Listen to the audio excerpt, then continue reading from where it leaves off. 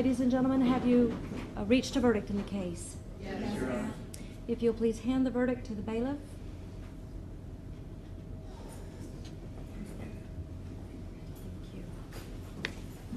Thank you.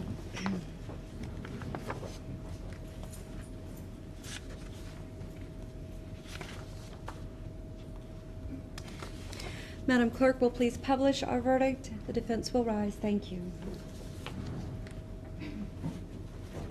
In the Circuit Court of the 10th Judicial Circuit of Florida, in and for Highlands County, State of Florida versus Joseph Edward Abels, case number CF 2018-478.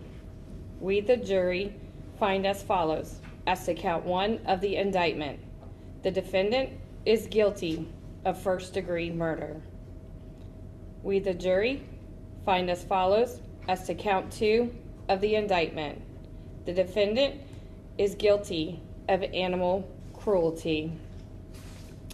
During the commission of the offense, the defendant actually possessed a firearm. Yes. During the commission of the offense, did the defendant personally discharge a firearm? Yes.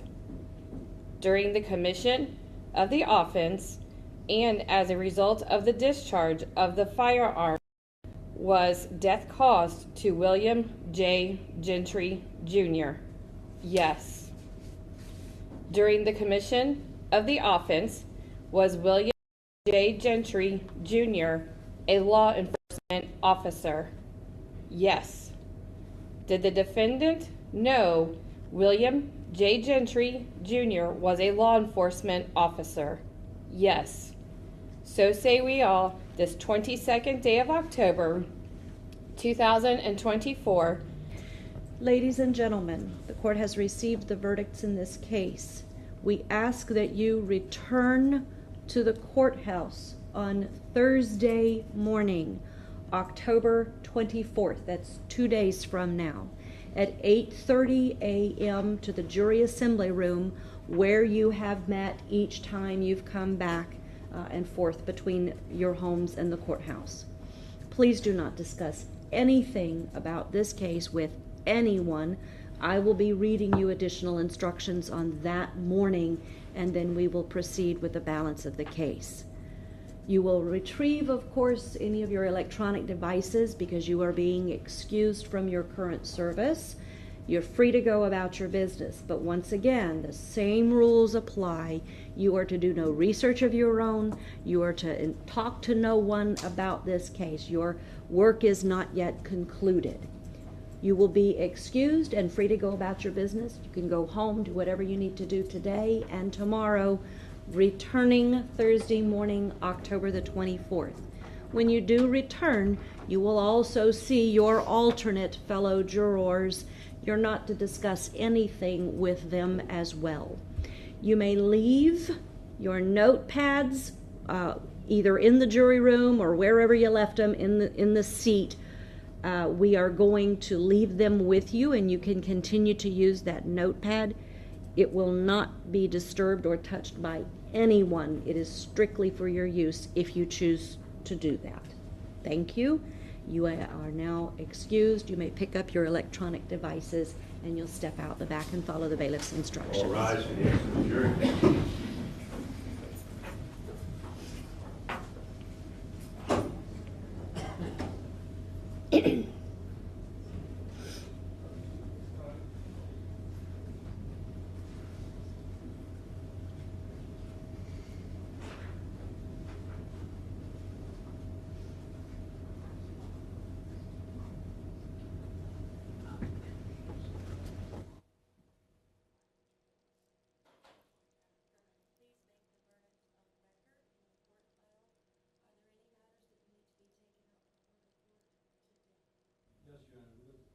Consider having a ruling on the violation of probation observed during this trial. Okay. If I can proceed on that? Yes, please. You all may be seated and be at your ease. Yes, we'll move forward with that part of the... Your Honor, the parties had agreed and understood, and Mr. Abels was aware that during the trial there had been facts and evidence considered in support of his violation of probation, the court should consider make a ruling upon based on the evidence that was presented at trial. I'm asking the court to take judicial notice of your own court file of the sentencing of June 8, 2016 under CF 15523 and the amended affidavit which was filed on March 9th, 2020. Based on the evidence that this court has received as far as the condition 5s, which are immediately imposed upon pronouncement of sentence, and a condition that all probationers must follow even before they even report. The moment that they're standing in front of that court at the podium and sentence is imposed, there's never consideration that a condition 5 could ever be committed without violating one's supervision. There are condition 5s within that amended affidavit, specifically the ones that were covered during the trial. The first condition 5 in the amended speaks of an attempted murder without premeditation. However, it specifically notates or as amended. It was amended that this court heard apply to that condition 5 and should be found in violation of his probation based on that condition alone.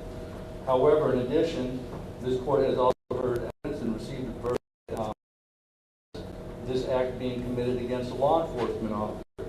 That third condition within the amended affidavit has been violated for resisting an officer with violence, also on May 6, 2018, in line with the verdict. On page 2 of the amended, there's an additional condition 5, it's a tampering of evidence. This court had heard evidence, sworn evidence that the gun had been taken from the scene of the crime, from the killing of Deputy Gentry, to the vehicle inside the garage, and had been covered and tampered with in a fashion that it was not readily doable by law enforcement when they were entering. There is a condition 4 there, also too, that is a standard condition of probation, that he cannot possess or have any weapons while on probation. There is ample evidence, sufficient evidence to establish that he possessed the firearm, he carried the firearm. In fact, we have evidence that he had discharged the firearm and committed the homicide. He's not allowed to own, possess, or carry any weapon or firearm. There is a handgun, there's a pellet gun that are in evidence that this court had received.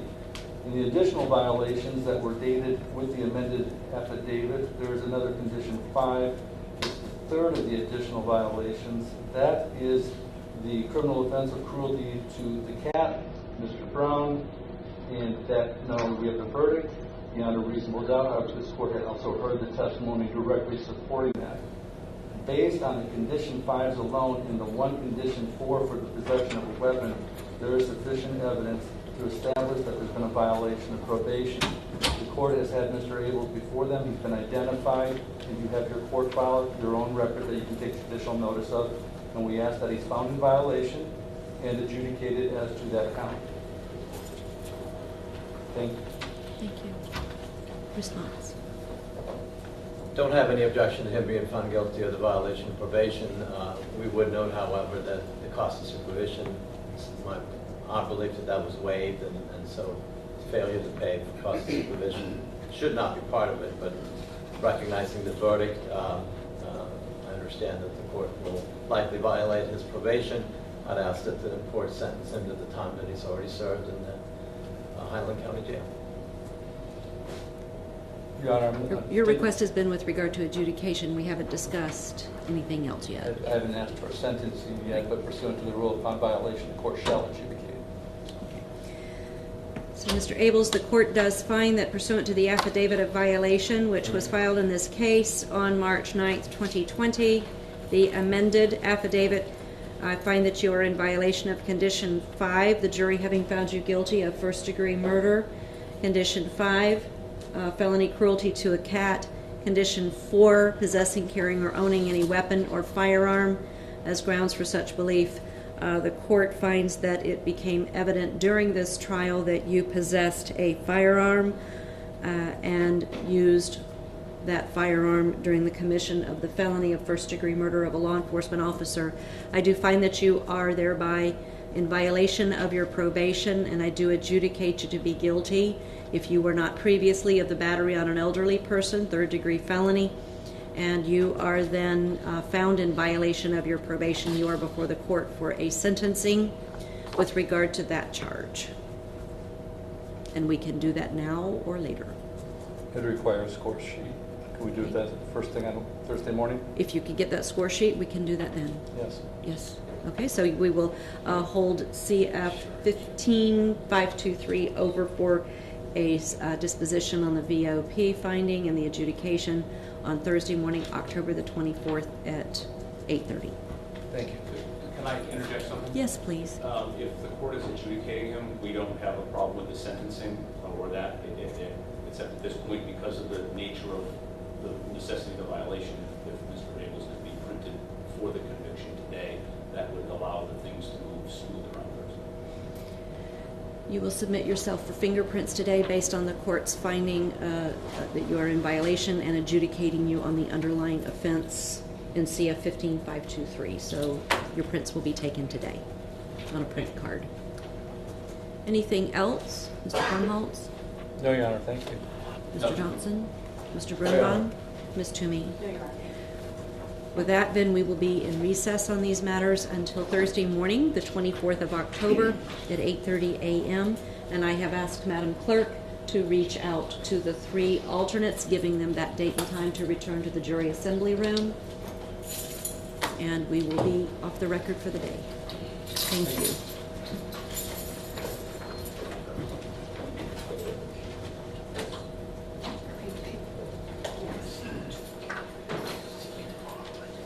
Do